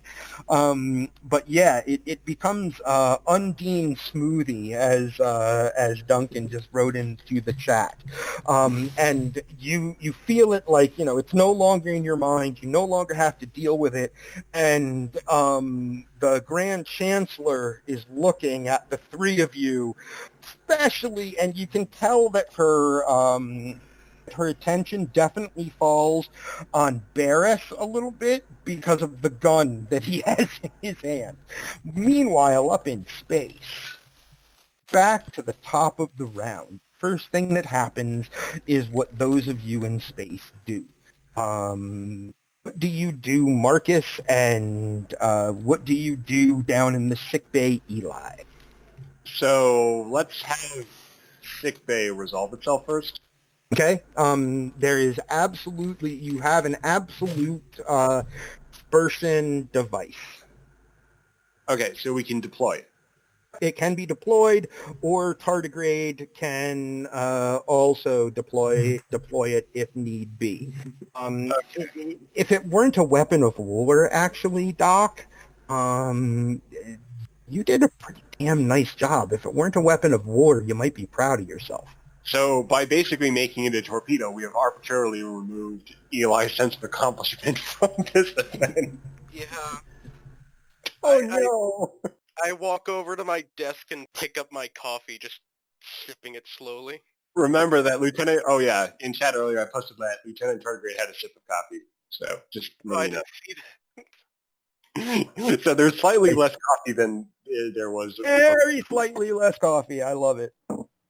So, okay. So Lieutenant Tardigrade can deploy the... By the way, I just gotta add, I have a special way that I, in character, make the coffee that tardigrade would have more caffeine than usual. Okay. Instead of classic coffee machine, because the replicator would probably hate it. And instead of using water, using Red Bull. Okay, so Lieutenant Tardigrade has lots of... is pretty buzzed right now. He's ready to go. So he contacts the bridge, lets Marcus know. Marcus then gives him the green light to do the jump. Now, the one thing I would just want to remind that we don't have any momentum, but Marcus can spend his point of determination to generate some momentum if we need that. So I just wanted to... And then Lieutenant Tardigrade has his point of determination. So where does Tardigrade want to drop the nanite bomb? So how big did we arbitrarily make the radius smaller to? It will only assimilate the immediate area, which is probably like 50 or 60 feet. Oh, yeah, that was great. It's enough to take down any of their major systems. Okay, so, but we don't know anything about the interior of the ship. So can we do a scan without taking away potential weapon action or other action? Mm-hmm. Okay, so let's go ahead and scan for their main core. Go ahead and roll 2 dice. The ship does not help in this case.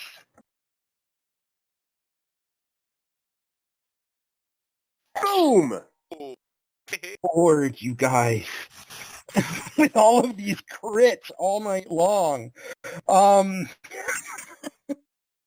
right. Well, Tardigrade is kind of like, he's hopped up on coffee right now. He's definitely got that buzz going on, and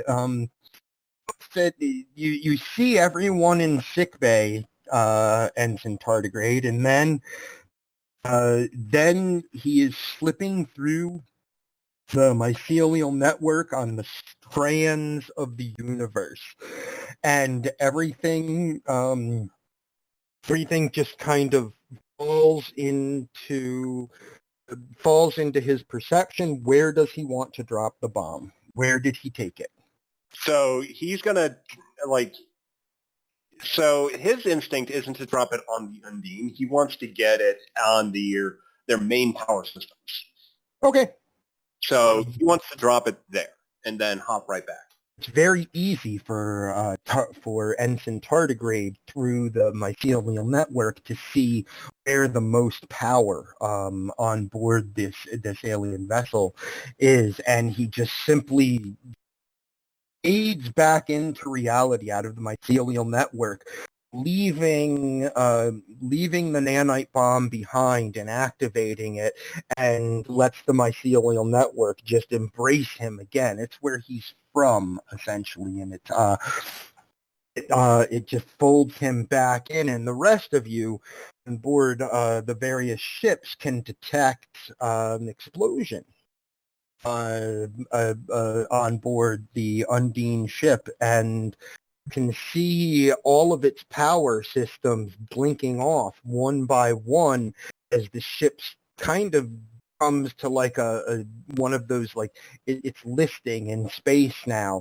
And Larissa says, she actually says out loud what she's sending to the other ships, and she goes, "Shields!" And you see that she shifts your ship's shieldings to the front side, closest facing the Undine ship, just as it begins to list, rather than be captured.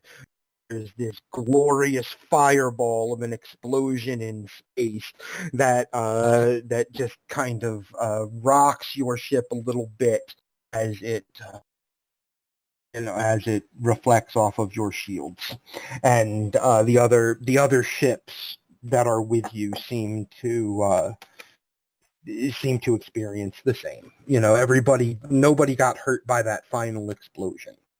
So as Lieutenant Tardigrade comes back to the ship, he gives Eli and Oakley high fives. Cool. I just sort of begrudgingly accept it, just upset with myself. Oh, okay, we're going to have Eli have some counseling time with the chaplain when he gets back. I mean, Yeah. I've needed that for a while.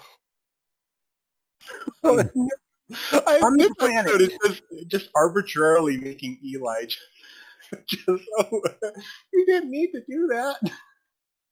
On the planet, Two of your away teams are brought back very quickly, and the people from them, Kendra's report indicates that it was in fact entirely political, and it was in fact entirely internal. He was murdered by his own people. The one who was kind of peace through superior firepower. And another thing that is in that comes more from the Orion's report, and you can tell that she in what she has to say, looking it over, you think she may have some counseling experience, because she talks about how their entire culture on that planet revolves around conflict. It seemed, from what she saw and from what I'm going to say Kendra saw on the planet, even the simplest of daily interactions can become a conflict. And that's kind of how these worldwide wars have begun, is that everything to them is a reason to have a conflict. And you have two away teams that come back to the ship very quickly, and then in a Grand Chancellor's room, there is a woman who is looking at the body on her floor. She's looking at the three of you that are there, and all of the guards, as I said, still have their weapons kind of at the ready, but not terribly at the ready. And she says, "You weren't lying.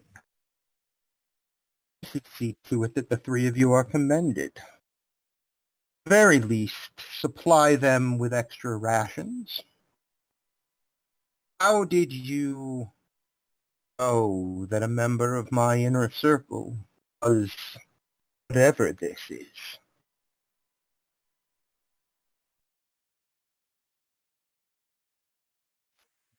uh,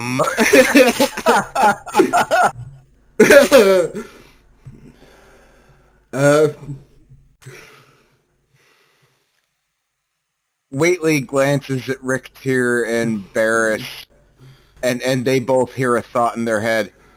You got it. Eric, you say, you guys, like, your thought is, like, you guys got anything?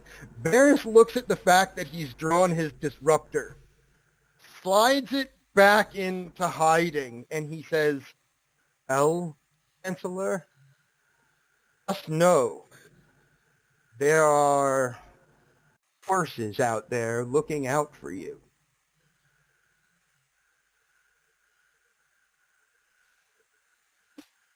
He tries to be convincing. It's not really it's not really kind of his thing. He basically pulls the we work for a super secret organization that you know what, that is possible. You should throw one dice on that. Yes, Whateley is going to assist on that. And if nothing else, Barris will I'll throw his NPC's determination at you. Woo! Oh my! What the? So you, as he's trying to be like, we work for like a secret black ops organization. He sounds about as convincing as Homer Simpson. But you plant the thought, like, you kind of like send it out to everyone in the room, planting this thought of obviously he's telling the truth, right? So she goes, "I will accept that. I'm glad that there are people looking out for me. And if that's the case, such secret groups will not need public accolades. I'd hate for the common citizens think that they have the ability to better themselves. Yes, put them out." we should take that corpse for testing, Grand Chancellor, just to ensure that... I think not.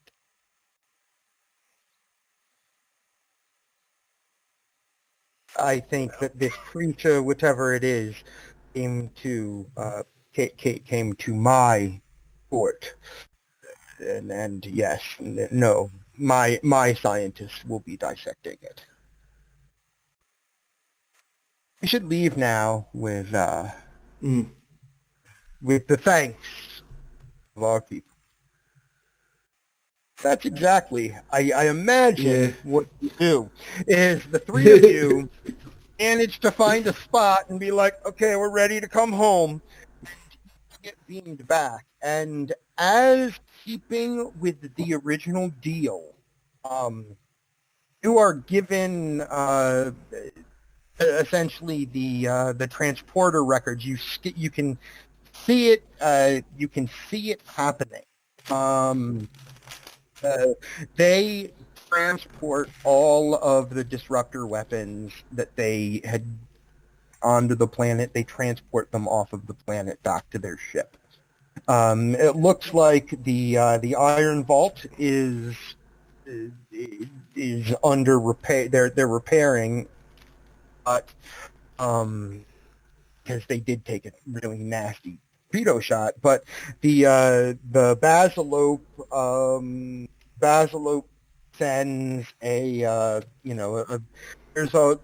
the common exchange between the two Federation ships that just helped each other out. As your ship, you beam out right before you leave orbit, I imagine, and we're not going to go jump right to that, but Suresh, contact. You get a communication coming in from the what did we call it? How did I miss it? The Rishkar. You guys have a communication coming in essentially from Captain Suresh, Air Fleet. He is thankful for essentially the wrap up of what you have is fortunately the ability to beam that Undine biosignature right off of the planet, and for your assistance, and for what he believes was a good working relationship. Resh doesn't put up any fight about that, saying the Gorn hegemony already has corpses. They are investigating, and perhaps letting the Federation have a go might in the future produce something worthwhile. And he also indicates specifically to you, Marcus, that he is sad that indicates that he is sad that it's possible in the coming months you may find yourselves on opposite sides of a war. And with the Gorn ships and the Orion ship are ready to leave the system, the Reliant is ready to leave the system. The planet below still has no idea that aliens, except for the one they saw, were involved. So for Marcus's reply to the captain, he just says, "We'll see what we can do to work around them." Definitely, you guys definitely on your, I would call it the notes for Reliant. You guys already had the USS Texas out in space as a slide ship of someone who likes you, and now you have a Gorn captain. And actually, two Gorn captains and an Orion matron who are probably they're probably more inclined to not shoot first should they find you out in space again.